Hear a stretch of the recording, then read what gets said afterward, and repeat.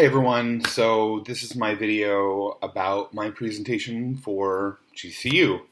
Um, this is really just about how we can better communicate to our students in an asynchronous format so that when they need the information, it's there for them.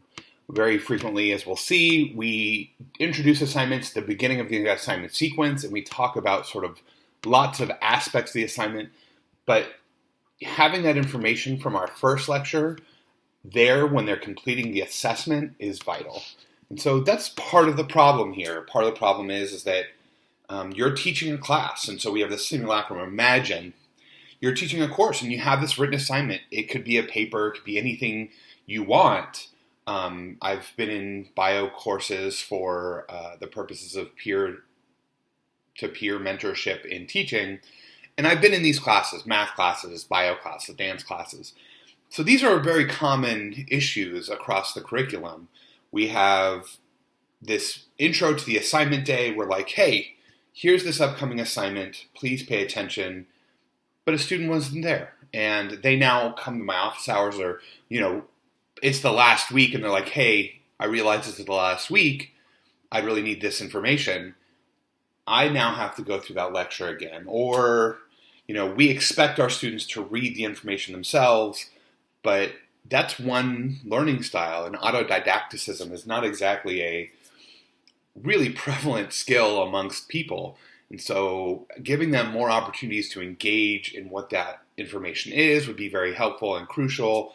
Or maybe you have a student who comes to you after the grade is due, and they're like, I don't understand why this assessment got this score.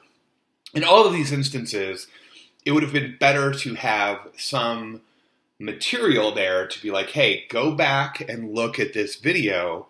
It's asynchronous. You could look at it at your leisure. There you go. All the information you want is there.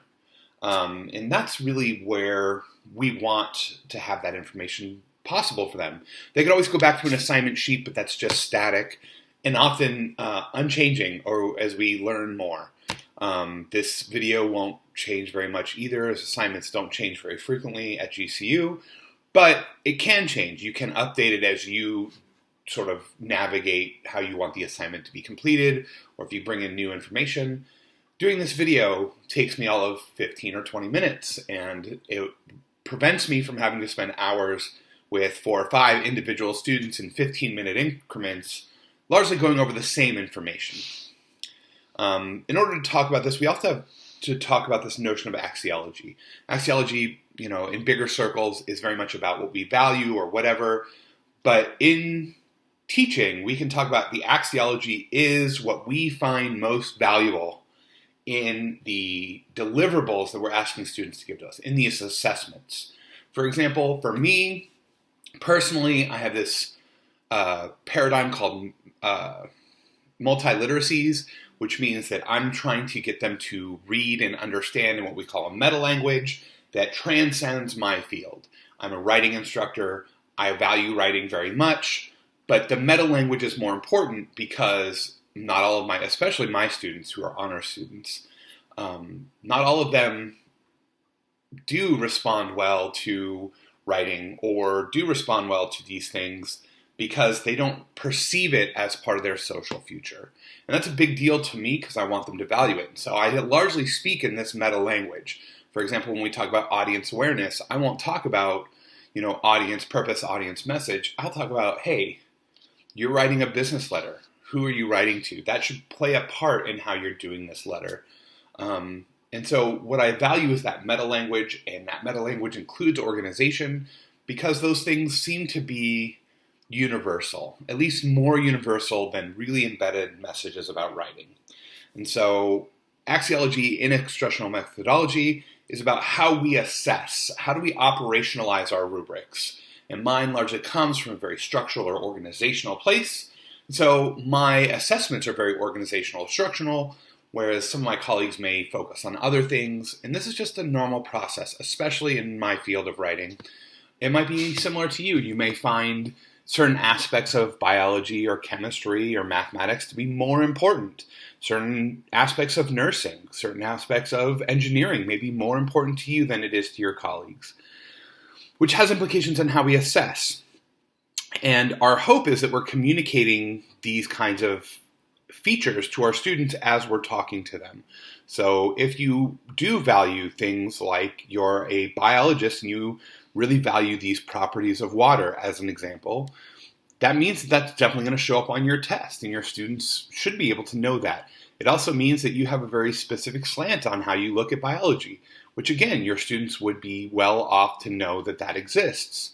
The problem is that they may not recognize that at the outset.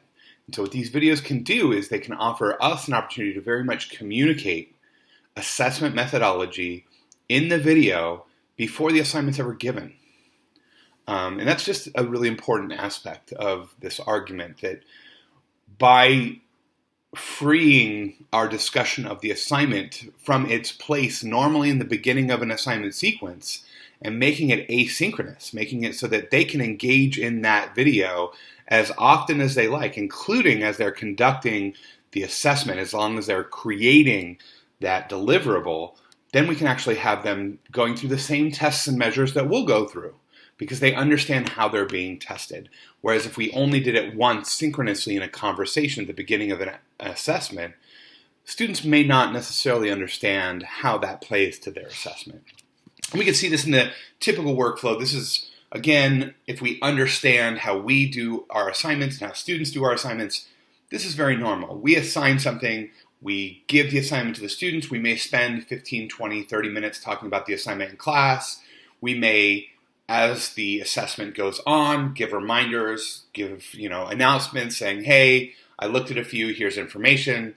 But all of that generally is done in the beginning of the assignment. Then we hand it to the students, and the students go and they do the assignment. So they use their understanding from that first interaction to construct. But the problem is that they've already left that interaction. They're relying on a memory of that interaction versus the interaction itself.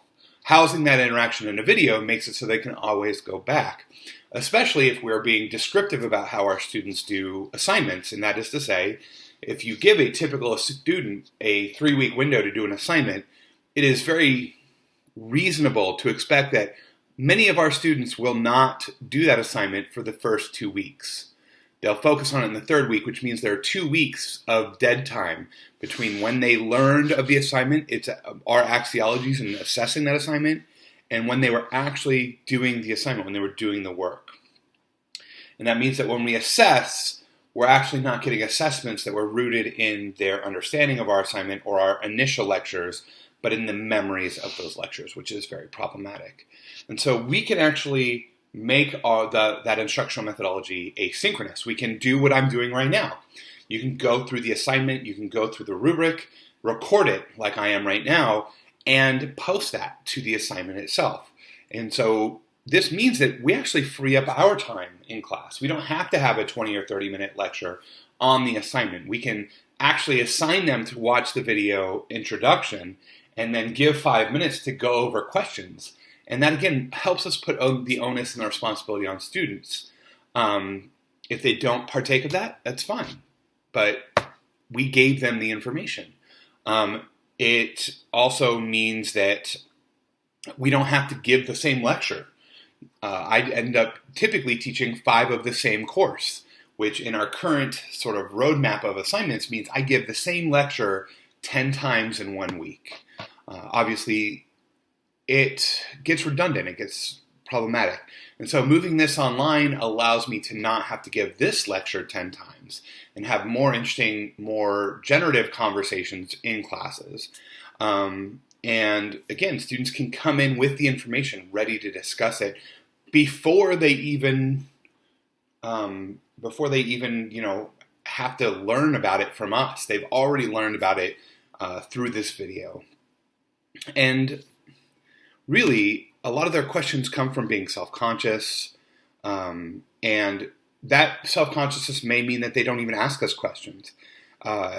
We also need to remember that their questions stem from, they have memories. So we're getting them a week or 2 weeks after we gave the initial lecture, before they even engaged in the content from the lecture to do the assessment. And so by having the assessment be asynchronous, be something that they can come back to, that means that they can get answers. They could get better answers. They don't need to have their notes to remind them the videos are always present. And most importantly, we can actually operationalize rubrics. We can give tests and measures. If you go through my YouTube channel, you actually see me do this on a lot of the original assignments. And this is based in scaffolding methodology, where the first 2 or 3 assignments I was very heavily invested in. These are the structures. These are the things we need. Here are tests that I'm doing on my models to show you how I'm coming up with assessments. By the time the 3rd assessment comes along, I've pulled back. I'm like, this is how you do it. And my tests become less integrated into my assignment. And now that we're on the 4th assignment now, and the 5th assignment coming up, they get very little from me except the video. And that teaches them to be much more self-reliant, or what we call autonomous, in their writing instruction. And so when you're creating videos like this, you have to also think about what you're making.